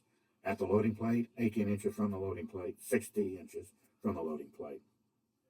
The other item we want to make a comment on now is the layer thicknesses from the layer thickness file. And measured by the GPR, layer 1 is the thickness of the asphalt layer. Layer 2 is the thickness of the crushed gravel. And you can see that there is a change going along the project from about 7 to 8 inches to about 10 to 11 inches. The other item in this demo is the first part of the project uses all of the GPR data. The second half of the project uses the GPR data, but basically at the deflection points. And so pavement ME for a deflection point within the segment, with whatever that segment is going to average the layer thicknesses of each layer within that segment. And so if we have a lot of layer thickness measurements, which you do with GPR, and we have a segment that goes from about 6 to about, let's say, 12 and a half, it's going to average all these thicknesses. If we have a second segment that goes from about 12 and a half to 20, and it's going to average only these thicknesses from the GPR data. So it's basically up to the user if we want to use all the GPR data or the layer thicknesses from the GPR readings, or we would only want to use the layer thicknesses from the GPR data located around the test point where deflections were measured. That is a user decision. It's basically easier, obviously, just to use the GPR data as is, and we do not have to remove any layer thicknesses from that layer thickness file before it gets imported into the back calculation tool. So we're going to use these layer thicknesses. The other item, again, remember, we're going to use either the mid drop or load level or the final load level. And you can see that they're basically the same. So in this demo, we're just going to go with the last drop or drop number 3. The program, if we would leave both of these or all 3 checked, the program will not proceed forward until only one of the load levels or target load levels are left or used by the user. So we only must have one checked. So with that, we're now going to go to the segmentation or the final segmentation screen. We have 2 automatic segmentation. One's called the preliminary. The other is the statistical, as we defined in Demo 1, and as defined in the earlier portion of Module 4, and in the appendix to the help manual for the BcT or back calculation tool. So we're going to, before we do that, you can see that on the preliminary one, there's 1, 2, 3, 4, 5, 6, 7, 8, 9 different segments for using the deflection under the loading plate.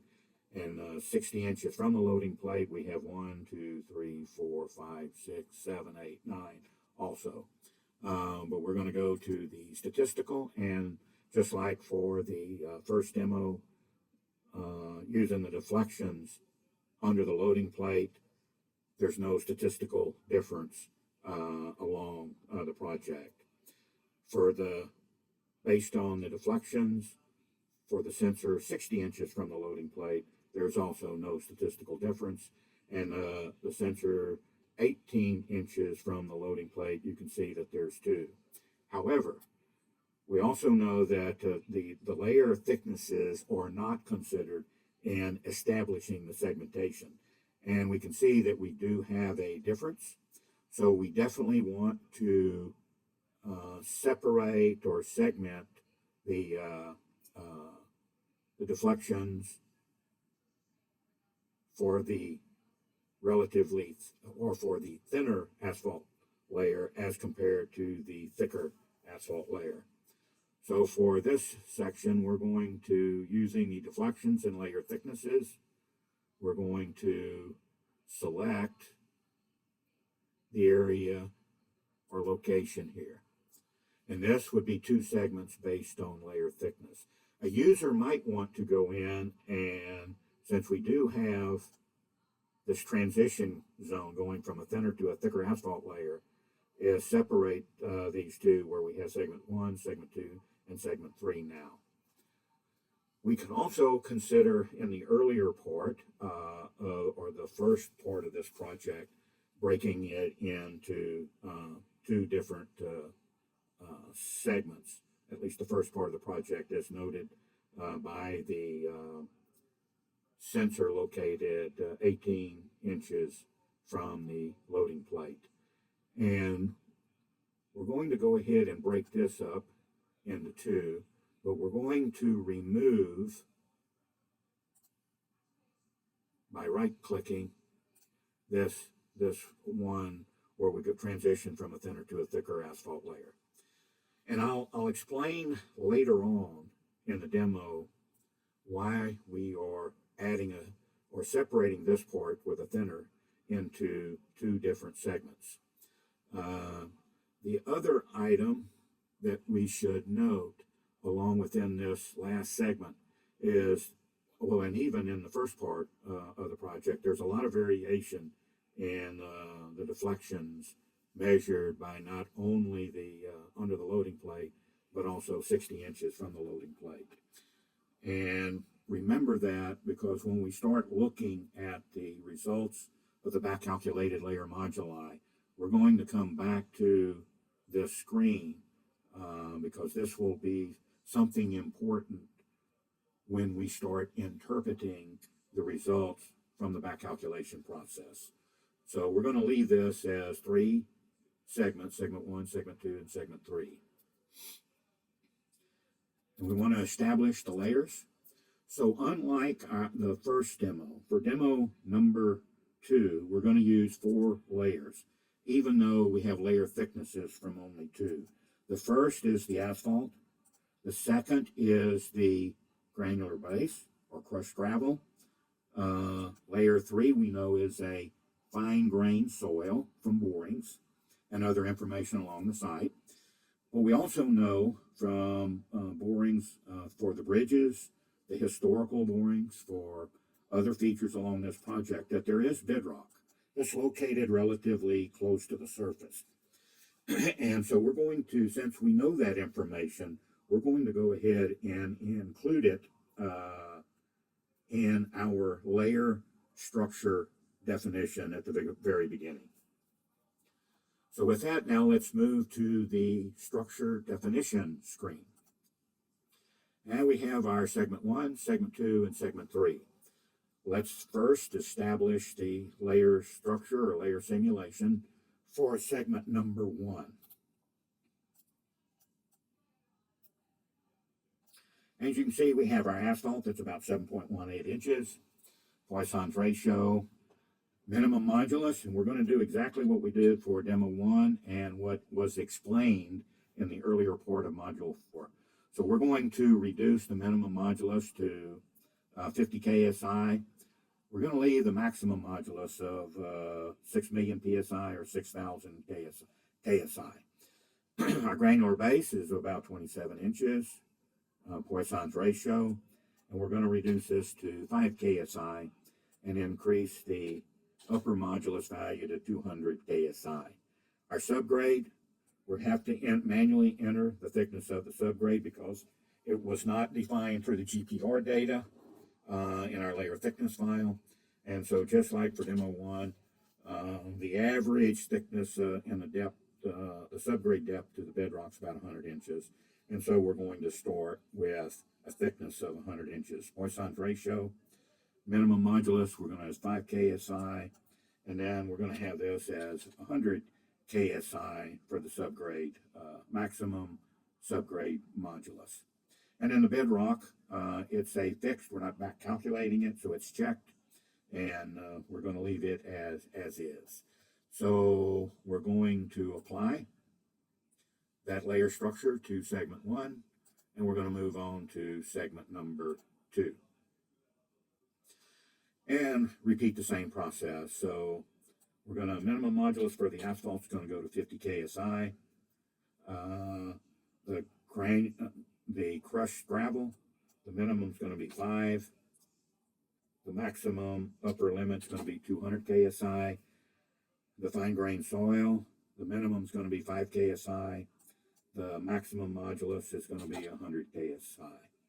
And then the bedrock remains as is. Our thickness of the subgrade, we're going to put this in as 100, just like for segment 1.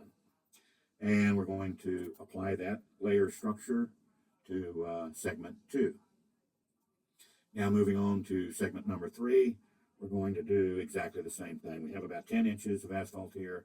We're going to put the minimum asphalt modulus of 50 KSI, our crushed gravel, which is about 28 inches.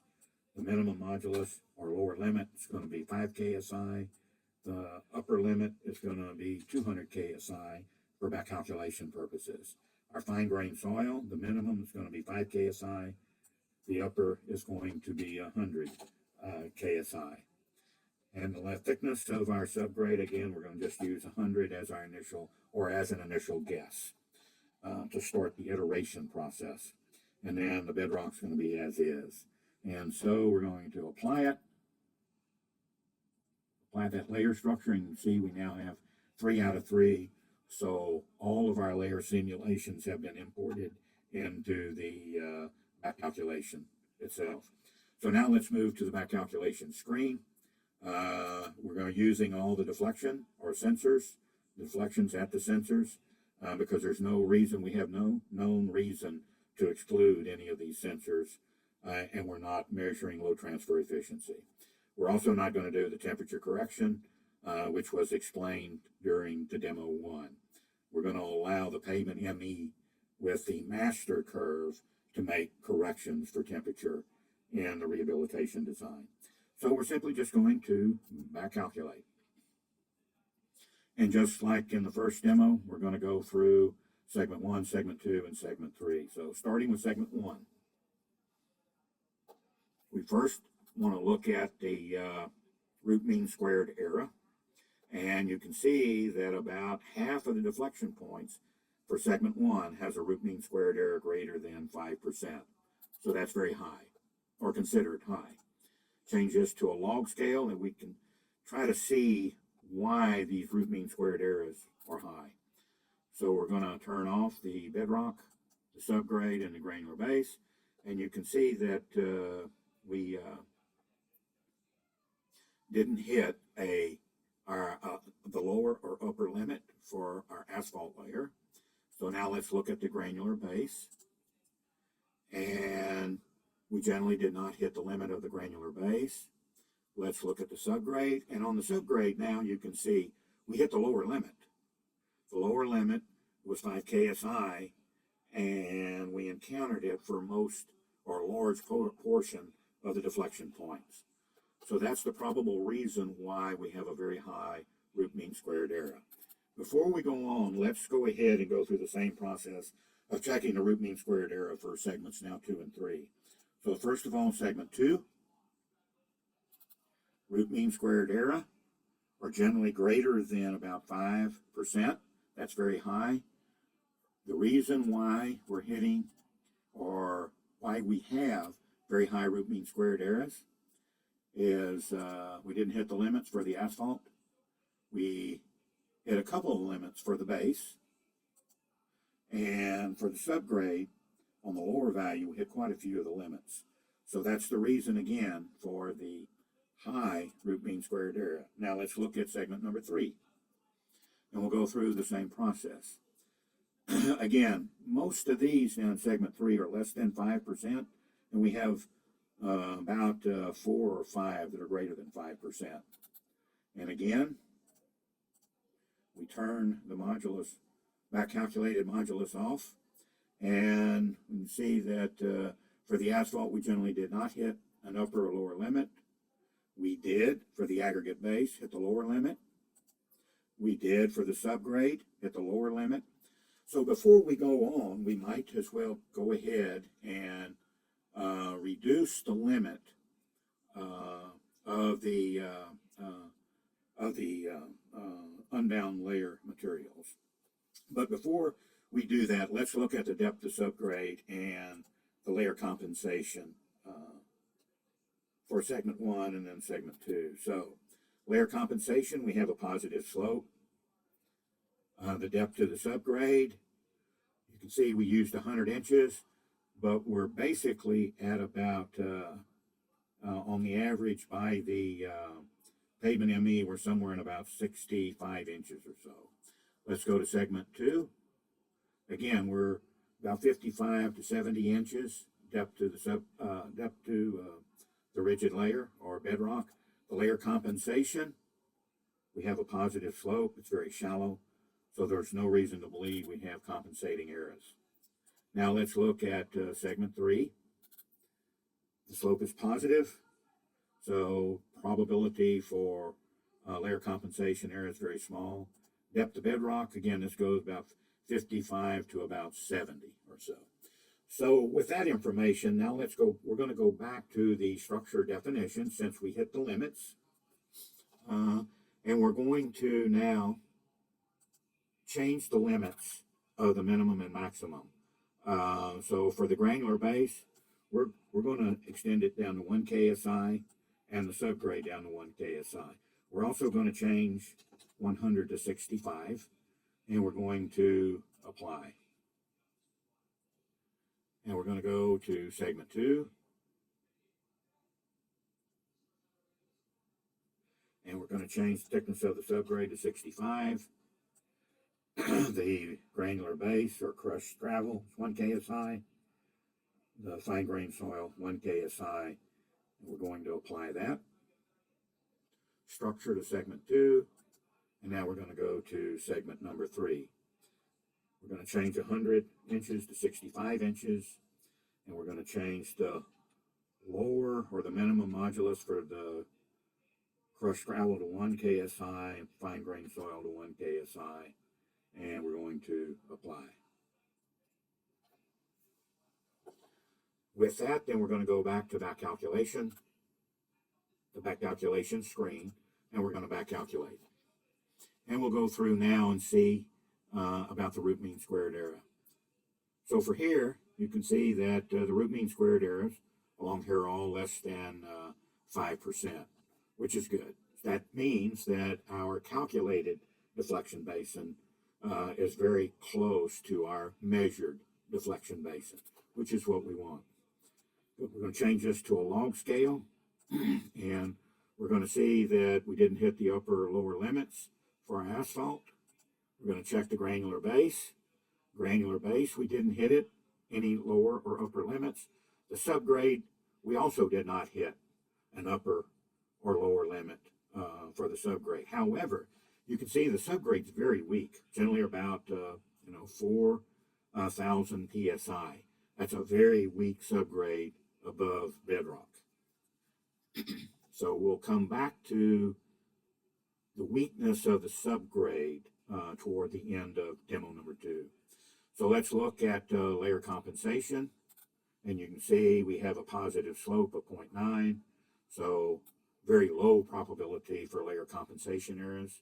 We're going to go to the depth of bedrock, and you can see still stayed about the same. So now let's go to segment number 2. Check the root mean squared error. We now have only 2 points that are above 5%.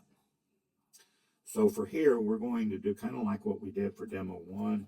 We're going to change this to 5.5. This one value is about 5.14.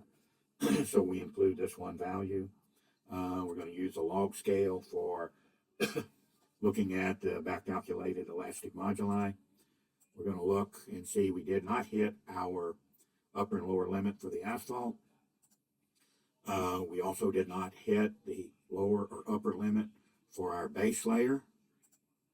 And we did not hit the lower or upper limit for our subgrade. Remember, our lower limit was 1 KSI, which is really too low for soil unless it's saturated in water. We're now going to look at the layer compensation. We have a positive slope, depth of bit, and so there's a very low probability for layer compensation errors. We're going to go to depth of bedrock, see it remains about the same. So now let's go to segment number 3, the final one. And again, you can see we got now only really 1 point above 5%. We'll change this to 5.5. That one value was removed. We'll look down on the log scale and we'll look and see if we hit the limits. The asphalt, we did not hit the lower or upper limits. For our crushed gravel base, we did not hit a lower limit or an upper limit. Subgrade, we did not hit the lower or upper limit. Remember, our lower limit was 1 KSI. But again, the back calculated values are 3,000 to 4,000 PSI. Very, very low values. Look at layer compensation. Has a positive slope, so the probability for layer compensation error is very low. Depth of bedrock, you can see it remains about the same. We use 65 as an initial guess, and that's about an average from the results. But again, remember, the back calculation tool is not using the 65 inches that we included in our layer structure of the subgrade. It's using these actual thicknesses calculated by the program or by the BcT for the thickness of the subgrade layer. So we didn't hit any of the limits. Our root mean squared errors were relatively low, or were low for all 3 segments. So now let's look at the physical features. Remember, low transfer efficiency. It was not measured along this segment of the project or along this project, so we're not going to have any low transfer efficiency information. This is the void detection. Remember from the earlier part of Module 4 and our discussion under Demo 1, you can see that the intercept is relatively close to 0. It does have a slight positive intercept to it. One reason for that is we have a relatively thick crushed gravel, which is a stress hardening material. And for stress hardening materials or pavement sections with relatively thicker stress hardening materials, it's more likely we'll have a positive intercept between deflections and load, or the drop load. So really, this void detection for this project along this roadway segment is considered reasonable. As a reminder, also from Demo 1, the void intercept detection in this example, or in this demonstration number 2, was based on 3 drops, but at the same drop height, similar to Demo 1. So the FWD, even though the void detection intercept is relatively high, say 0 on the average to about 10, it is only based on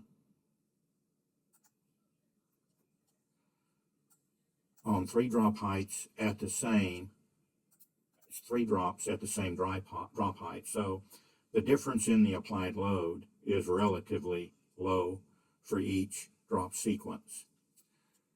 So what this means, as stated in Demo 1, we can significantly over and or underestimate the void intercept detection.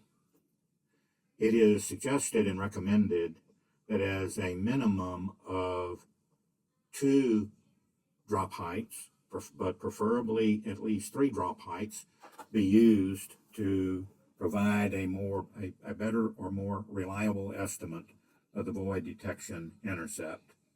As an example that was used in Demo 1, this project, which is a different project than what we're using in demonstration number 2, used 4 drops at 3 different drop heights. The first drop, the target load level was 9 kips, 4 drops at 9 kips. The next one was 4 drops at 12 kips. And the last drop height was 4 drops at 16 kips. And so that gives us a more reliable estimate of the void detection intercept, which is deflection versus applied load. So remember, as a user, if you're going to use the void intercept detection, it is preferred and recommended that as a minimum 2 drop heights, but preferably 3 drop heights, be used in the deflection testing plan or the deflection sequencing. Now we'll go to the summary of results, and we have segments 1, 2, and 3. We're going to start with segment 1, and just like in our first demo, we're going to go through the average modulus, coefficient of variation, and just look at the thickness. So for this segment, we have an average modulus of 507 KSI, or 507,000 PSI. We got a coefficient of variation of 0.46. We have a granular base or crushed gravel. Its average modulus is about 33 KSI, coefficient of variation of 0.34, which is less than 0.5. So this is considered acceptable. And the thickness is about 27 inches. Subgrade, fine grain subgrade, or like for an A4 soil, we have 4.8 KSI or 4.9 KSI. That's very low. Coefficient of variation of 0.42. And the average thickness of this soil is like only about 30 inches within segment 1. And Poisson's ratio. So coefficient of variation is reasonable, less than 0.5. The average modulus is very, very, very low. So now let's go to segment 2. Average modulus for the asphalt, 634,000 PSI, or 634 KSI. Coefficient variation of 0.31. 0.5 is, we want the coefficient of variation, if at all possible, to be less than 0.5. And a thickness of about 8 inches. Our crushed gravel, the 22 KSI for the average modulus. Coefficient of variation 0.32, thickness of about 27 inches. Fine grain soil, again we have about 4 KSI on average. Coefficient of variation is 0.33, and a thickness of the subgrade about 30 inches. Going to segment number 3, average modulus of about 509 KSI, coefficient of variation 0.32, and our thickness about 10 inches. Our crushed gravel now is 17 KSI. That's relatively low for a crushed gravel. Coefficient of variation is 0.46. Our subgrade, again, close to 4 KSI, 4,000 PSI. Coefficient of variation of 0.24 at 28 inches on average for the thickness of the subgrade. And the thickness of the subgrade versus the depth to the rigid layer. The depth to the rigid layer that is, or depth to bedrock that is calculated by the back calculation tool uses the combined thickness of the asphalt, the granular base or crushed gravel, and the thickness of the subgrade. So all of these added up should equal, I'm going to go back to the back calculation and look depth to bedrock, should equal these depth to bedrock for all of these layer thicknesses. So all of the coefficient of variations were less than 0.5. We have an average modulus that is around 5 to 600 KSI for the AC asphalts. Segment 2 is 634. Segment 1 is 507. So at an average temperature of 60 degrees Fahrenheit, a mid-depth asphalt temperature, that's relatively low. That would indicate that there is damage in the asphalt layer, the damage in the asphalt layer here, at an average temperature of about 60 degrees Fahrenheit. For segment 2, it's 59 degrees Fahrenheit. Segment 3, it's about 55 degrees Fahrenheit in terms of the average temperature. and 500,000 psi in terms of a master curve for a loading frequency of 30 hertz for the FWD and an average temperature of 55. That's a relatively low value, which would indicate that there is damage in the asphalt layer. So do we, the questions that we should ask ourselves for segments 3, 2, and 1 are these reasonable values that we would want to use for a rehabilitation design. For a rehabilitation design, the low modulus for the asphalt layer, the low modulus for our fine-grained subgrade soil is very low. So that would indicate that if we just did an asphalt overlay over this segment of pavement, we're probably going to require a relatively thick overlay layer depending upon traffic. So how do we increase our confidence in the low modulus of the subgrade and low modulus of our asphalt layer for between 55 and 60 degrees Fahrenheit? Obviously, the one thing we would have to do would be to do cores and boring and look at the condition of the asphalt layer and the condition of the subgrade soil layer. From the borings, is the subgrade very wet above a shallow bedrock? In other words, is the bedrock trapping water and saturating our fine-grained soil? If that is the case, then these low resilient modulus or low elastic modulus values for the subgrade could be reasonable. That would not explain the low modulus values for the asphalt. So we're going to end this, before we end demo number 2, we're going to go back and make a revision to our structure definition. So I'm going to go back to the structure definition screen, and I'm going to go to the first segment. So we have a very thick asphalt layer. In reality, this is a thick asphalt layer, but it has multiple different asphalt layers making up 7.81 inches. So we have a wearing surface, and we have a couple of other asphalt base layers beneath the wearing surface. So the reason we only use one asphalt layer at the beginning is because of one of our rules of simulation, is combine like layers. And in the GPR data, the GPR does not distinguish, or at least along this project, did not distinguish between the different asphalt layers. So they were all combined into one asphalt layer. However, from some of the cores that were extracted along this roadway segment, the wearing surface is in a much better condition, or was always intact, as opposed to the underlying asphalt base layer, which was not always intact.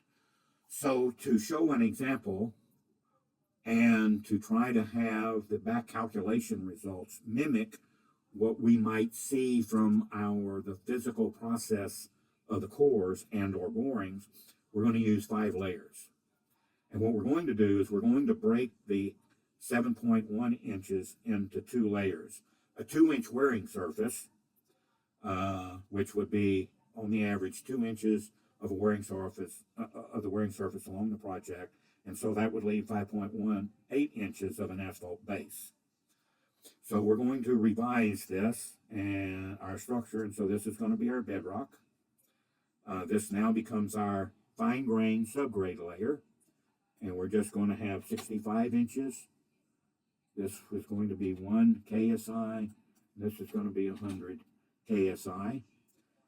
Layer 3 now will be our granular base, which is 27.3.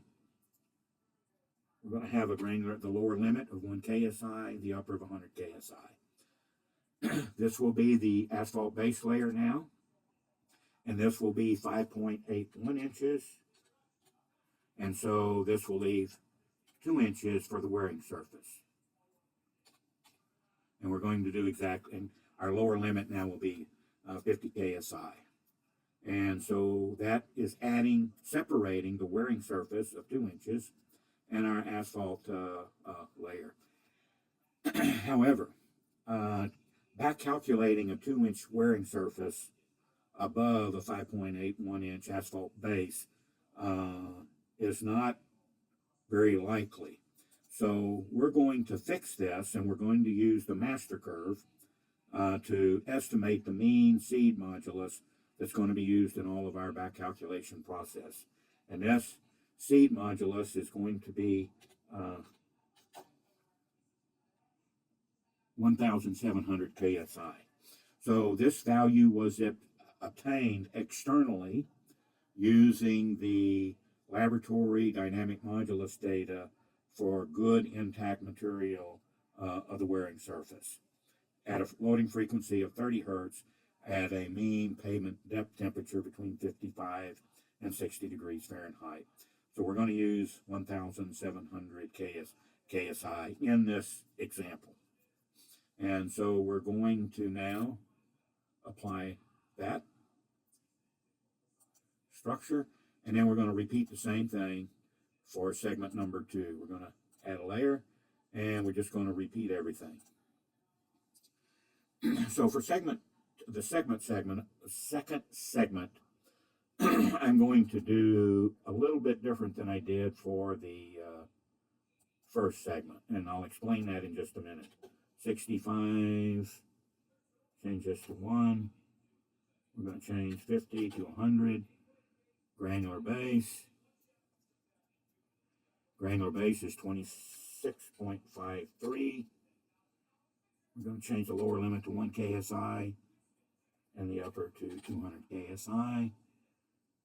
This now, layer 2 is going to be an asphalt, and that's going to be 6.06 inches. The lower limit's going to be 50 KSI. And now for the wearing surface, we're going to have this as 2.0 inches. But in this case, we're not going to fix it. We're going to allow the program to back calculate the modulus of about 2 inches. So for segment 1, we fixed the asphalt layer because it's relatively thin for the asphalt layer beneath it. For this case, though, we're going to allow the program to back calculate the modulus of the wearing surface. And we're going to apply. And then for segment 3, we're going to treat it like segment number 2.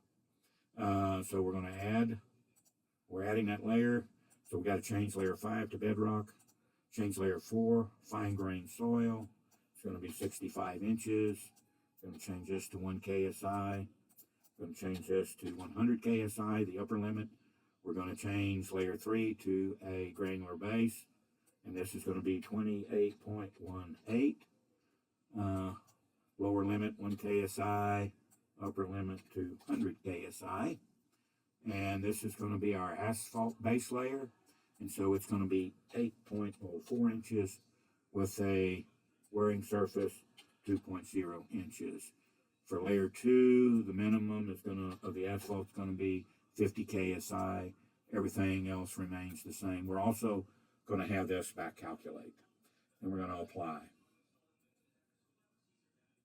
So with that, we're going to then just go to the back calculation, and we're going to remember our sensors. We're going to use all the sensors.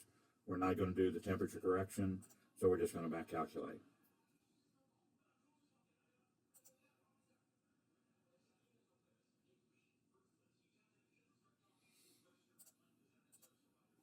And so this is for segment number 1. So you can see our root mean squared errors are all less than 5. And we're going to use the log scale. We're going to see now, did we hit any lower upper limits? For the asphalt, we did not. This shows our fixed value of 1,700 KSI, or 1,700,000 PSI. Our granular base, we did not hit the limits. Subgrade did not hit the limits. And they're all less than 5 KSI, or 5% root mean squared error. Okay, layer compensation, still positive slope.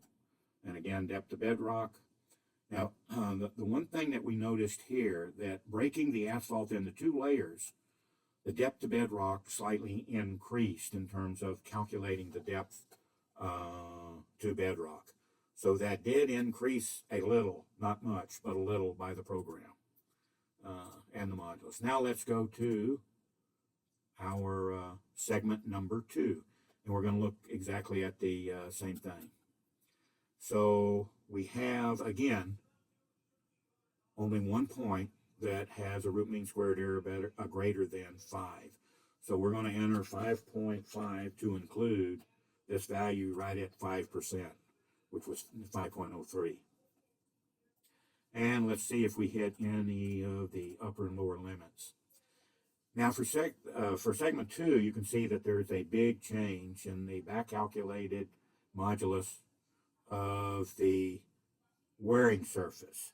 Remember, on segment 1, we fixed it, so it was always 1,700 KSI. For segment 2, we allowed the program to back calculate. And you can see that at a point, at about 9.25 along the project, the wearing surface went from a relatively high modulus down to about 100 KSI for the asphalt base material. So this definitely indicates a change in the wearing surface, as opposed to the asphalt base layer. And now let's look at the aggregate base. We didn't hit any limits. Subgrade, we did not hit any limits. So now let's go to layer compensation. We now have a negative slope, but it's very, very shallow, and it has a R squared of 0. So it's very low probability we have any layer compensation errors. Depth to the bedrock is a little bit higher now. We use 65, and we're probably in the neighborhood of close to about 90 inches in terms of depth to bedrock. So now let's look at segment number 3. So for segment number 3, we have only 1 point greater than 5%. So that's our threshold. Let's see if we hit any limits. And we didn't hit any of the limits, with the exception of our asphalt base. On 1 point, we were down to 50 KSI. We didn't hit any upper or lower limits. You can see, though, that the modulus of the wearing surface is relatively low in this one area compared to the other areas along the project.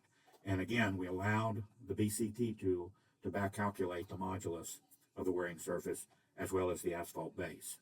Now let's quickly check the layer compensation. Here now you can see we have a negative slope, 0.86, and an R squared of 0.51.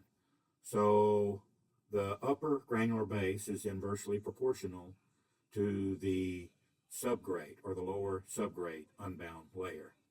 So that's definitely a possibility that we have layer compensation errors within the last segment. The depth of bedrock, again, it's a little bit higher in terms of the depth of bedrock, but it's still relatively shallow.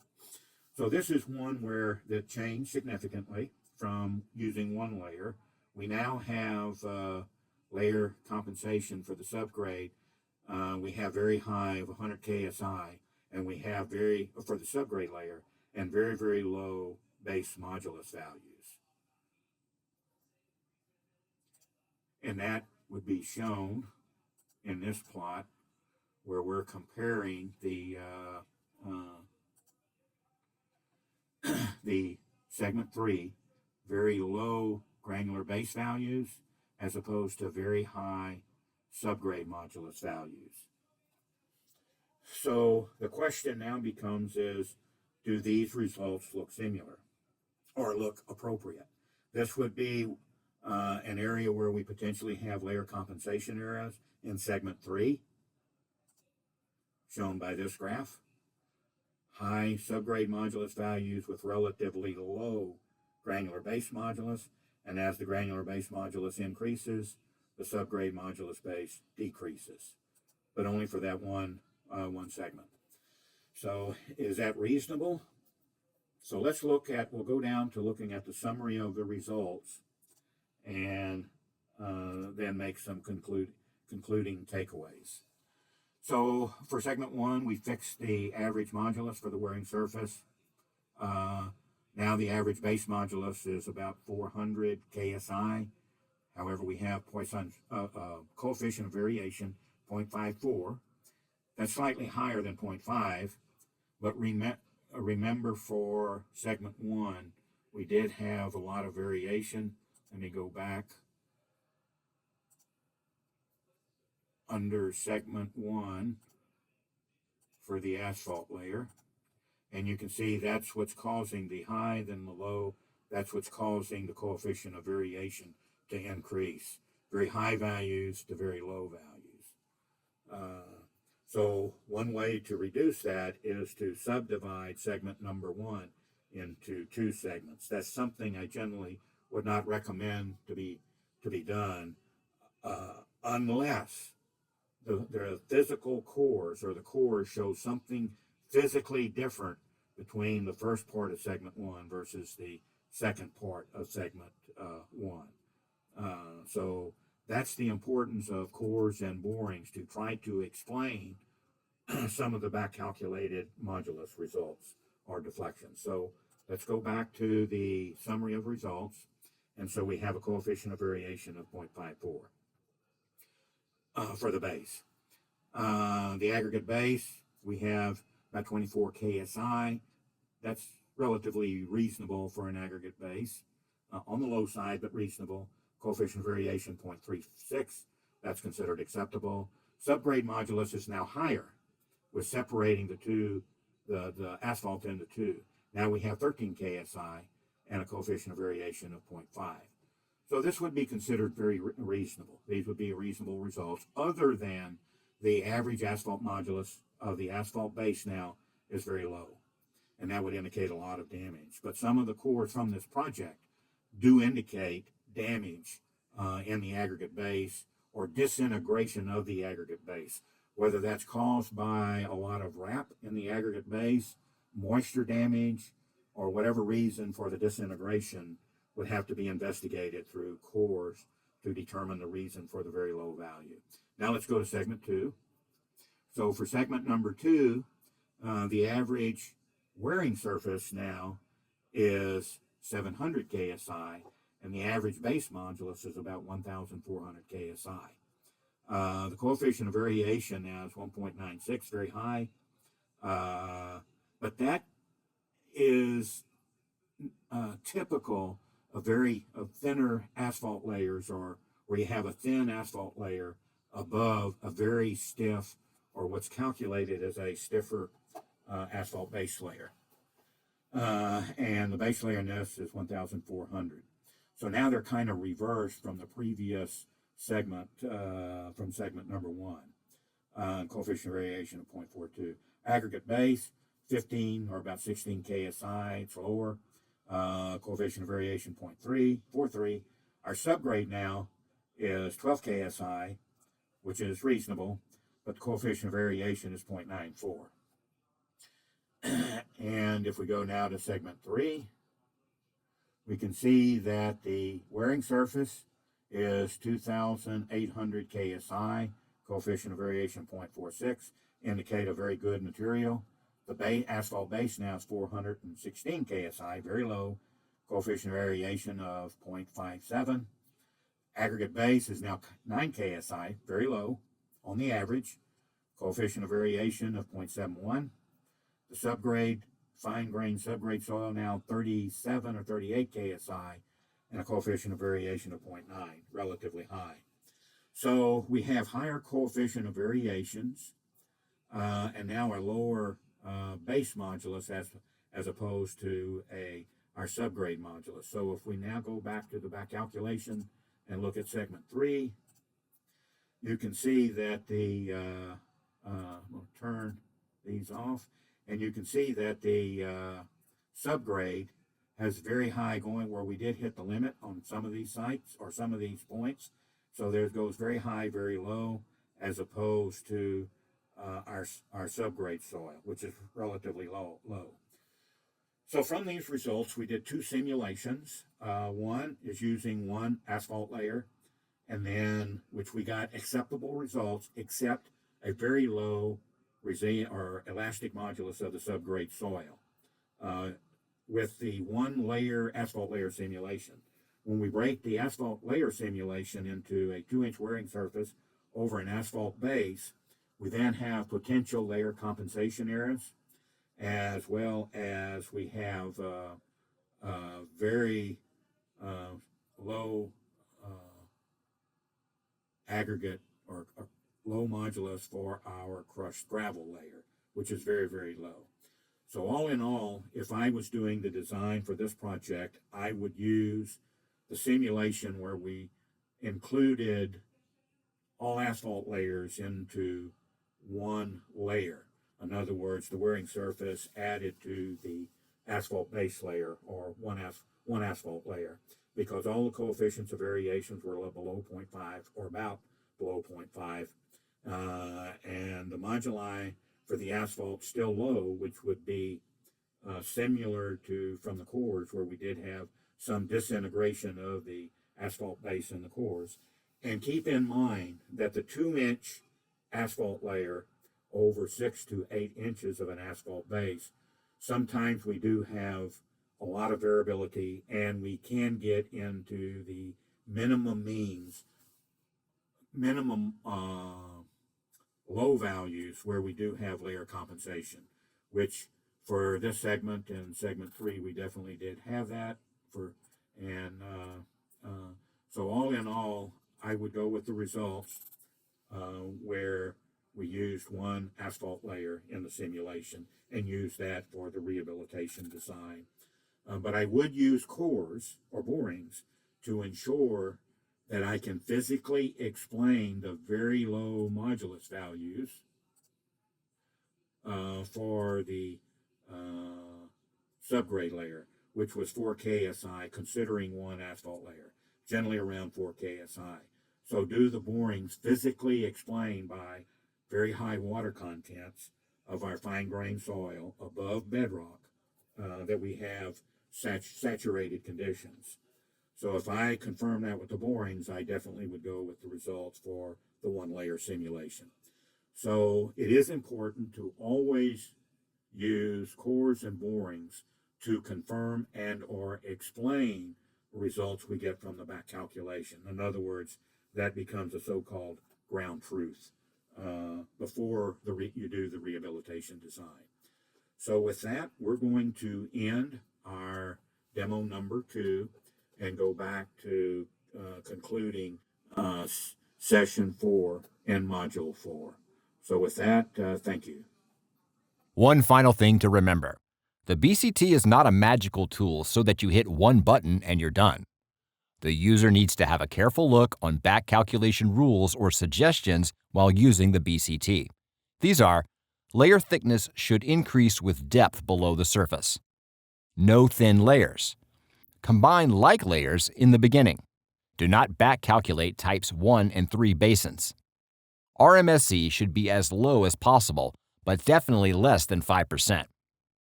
Coefficient of variation of E values along segment should be less than 50%. No compensating errors. Always check for reasonableness of results.